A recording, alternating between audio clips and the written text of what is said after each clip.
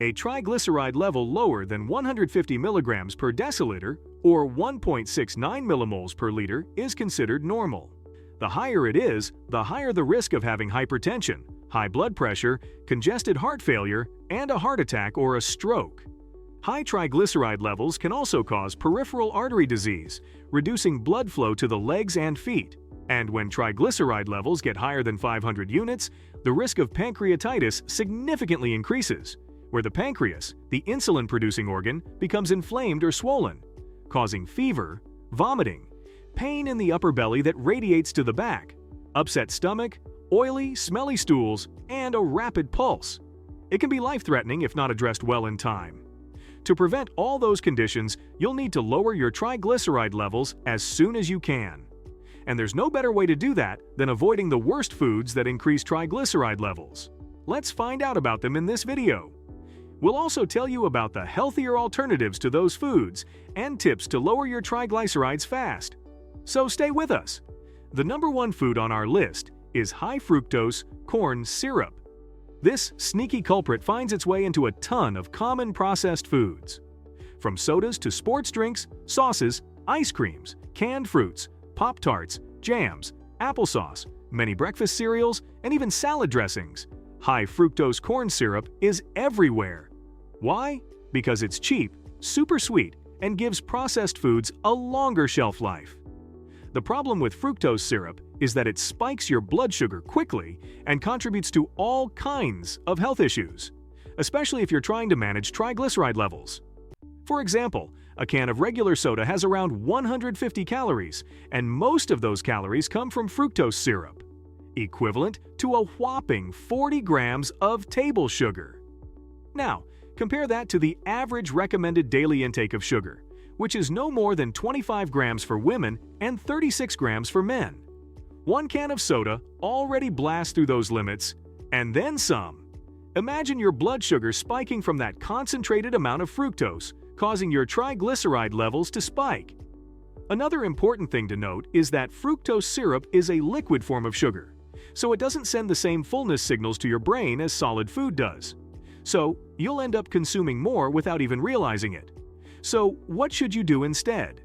Instead of sodas or sports drinks, switch to plain or carbonated water with a splash of lemon or a few fresh berries for natural sweeteners.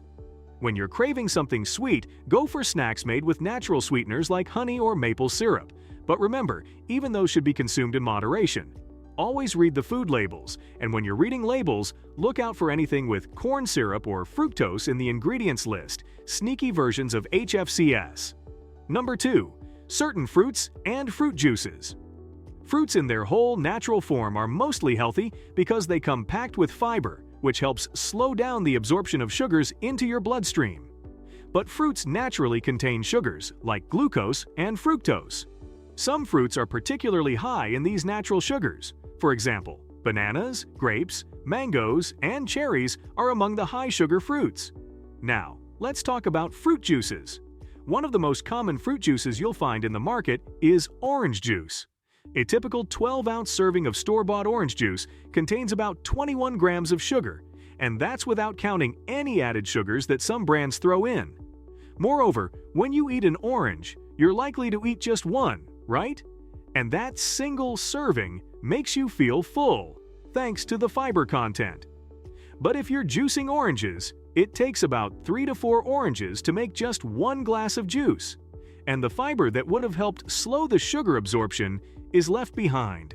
So instead of getting the benefits of fiber, you're downing pure sugar in liquid form, which quickly enters your bloodstream and causes a blood sugar spike.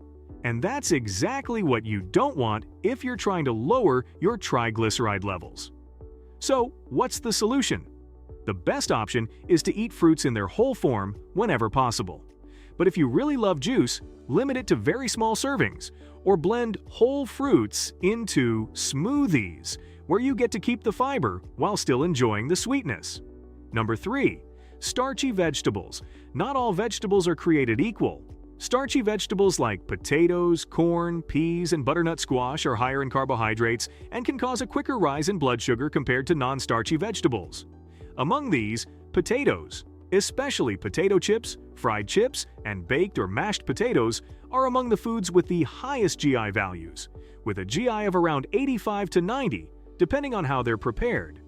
This means they can spike blood sugar more rapidly, which is something to watch out for if you want to manage your blood sugar or lower your triglyceride levels. Number 4. Alcohol. When it comes to alcohol, popular drinks like beer, wine, and cocktails are often loaded with sugars and empty calories, making them a major culprit in raising triglyceride levels. Alcohol is directly broken down by the liver, and in the process, it increases fat production, including triglycerides. Plus, alcohol interferes with how the liver processes fats, which can make it harder to bring triglycerides down to a healthy range.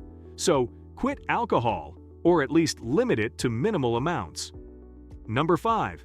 Refined carbs. Did you know that white bread has a higher GI than table sugar? Glycemic index, or GI, is a measure of how fast something spikes your blood sugar. So in other words, white bread and certain other refined carbs increase your blood sugar significantly faster than table sugar itself. So even if you've cut off table sugar from your diet, but are still eating refined carbs, such as pasta, white rice, bagels, crackers, burgers, sandwiches, and breakfast cereals made of wheat flour or refined carbs, you might end up having high blood sugar and, as a result, high triglyceride levels. Another thing that many people don't know is that high blood sugar may not only be problematic for people with type 2 diabetes, but also for healthy people. Consistently high blood sugar, particularly when it's more than your body's calorie needs, will likely keep getting converted into fats, gradually storing around your liver and your abdominal region, and circulating in your blood vessels in the form of LDL cholesterol or triglycerides. Consistently high blood sugar also tends to cause insulin resistance, which can further speed up that process.